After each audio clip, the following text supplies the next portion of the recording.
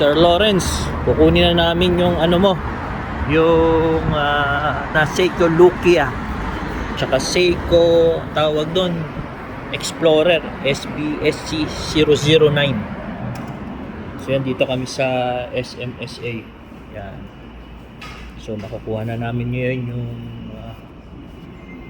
pinili naming relo kay Desert Time Collection. Dito yan sa Natalia. 3 kilometers to mula dun sa bahay namin. Dire-diretso lang naman yan. Yes. Dire-diretso lang yan. 3 kilometers. Ayan na, Sir Lawrence. Nakuha na namin yung Seiko watch. Eto na, boss. Ina-unbox na ang Seiko Lukia at Seiko SBSC 009 mala Rolex Explorer to. Yan. Yan na. Tingnan na natin. Anong itsura niyan? Yan. Sa mga SC 009. Wow. Ayan yun sa akin nga natin kung talagang malupitan to. Yun, no? Wow, ganda. Ang ganda. Thank you, Sir Lawrence. Legit, ang bigat Napakabigat.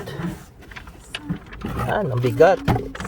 JDM to, Japan Domestic Market. Yan, ibig sabihin release lang to sa Japan, directly from Japan. So isiset pa natin yung oras. Tapos kay Mrs. Kachan is yung Seiko Lukia. Yan.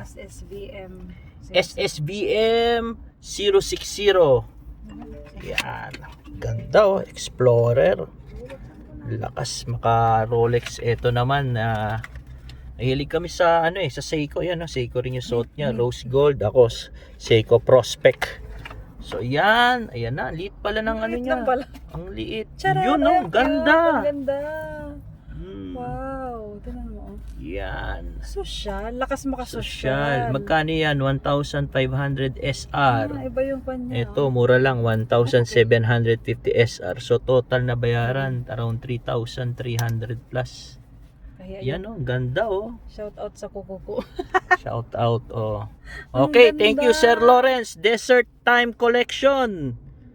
Na done deal na namin. Nakarating na dito from Japan to Riyadh to Jeddah.